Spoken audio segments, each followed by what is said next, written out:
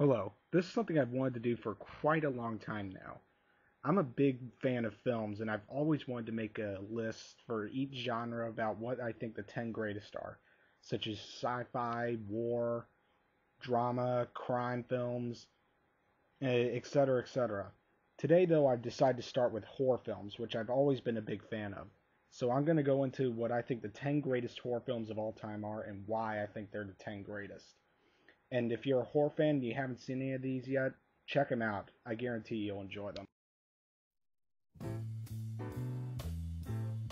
Number 10 on my list is both one of my all-time favorite horror films and one of my all-time favorite comedies. The film is called An American Werewolf in London, made by John Landis, who directed films such as Animal House and The Blues Brothers. What makes this film so good is that it's able to both scare you and make you laugh, and do both of them very well with a very smart script. It's able to scare you while barely ever showing the werewolf until near the very end, using clever camera angles to only show a little bit of the werewolf, such as a little bit of fur or part of its face. And the transformation scene is a scene that I guarantee you will never forget, with incredible makeup effects. In fact, the Academy Awards added the Best Makeup category because of An American Werewolf in London. Now, on to number 9.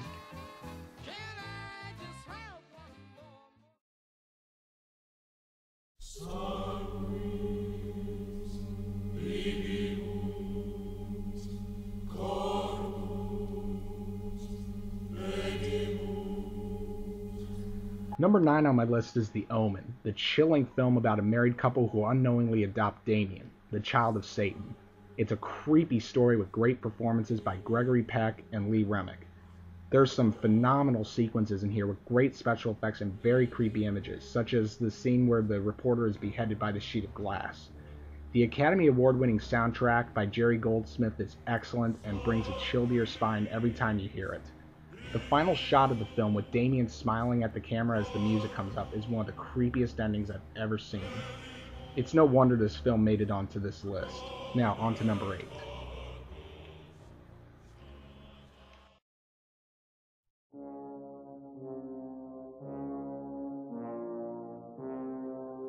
Number 8 is a film that I'm sure everyone is somewhat familiar with. With some of the most well-known scenes in the entire horror genre, it's no wonder The Shining is on my list. Stanley Kubrick did masterful work with this adaptation of Stephen King's amazing novel. One of the all-time great directors, he's able to make the build-up even more scary than the climax. Throughout the entire film, he uses incredible camera work to add tension to what would eventually come to the climax.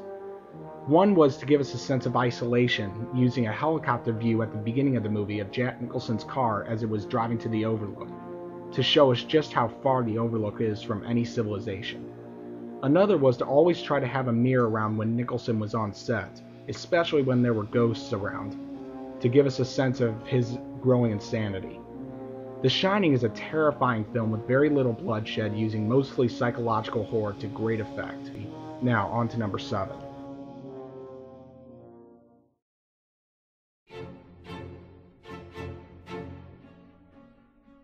Number 7 on my list is Psycho, easily one of the most famous films of all time.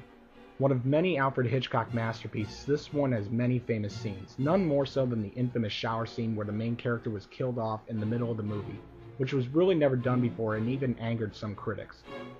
In fact, Alfred Hitchcock made a point of not letting anyone into the film after it started for fear that they may question where the main character was.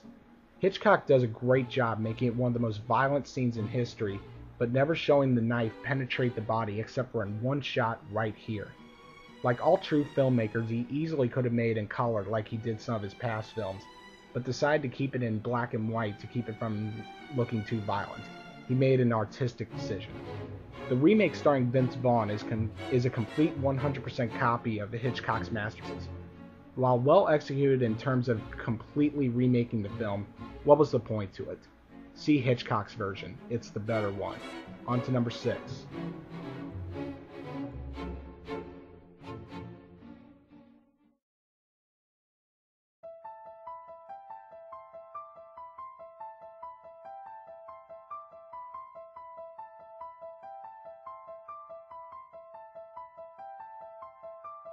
Like Psycho, number 6 is one of the most famous and respected horror films of all time. The Exorcist is quite possibly the scariest film on this list. Why isn't it number 1? Well, this list is a combination of both personal enjoyment and of artistic quality. And this film is so dark, I just can't rewatch it as much as I can my top 5, but it's still a great movie and I still enjoy watching it every now and then. Using a grainy cinematography and spine-chilling music to give the viewer a feeling of discomfort, The Exorcist is easily one of the most effective horror films ever made. The scenes with the possessed Regan, played by Linda Blair, are really quite disturbing, in a good way though. The scenes with the priests trying to exorcise her, seeing the breath coming from their mouths, that's real, because they didn't have the CG that we have today, so they actually had to make the room really freezing. If you watch this film, which is based on a true story, you will believe in the devil for about 2 hours at least. On to number 5.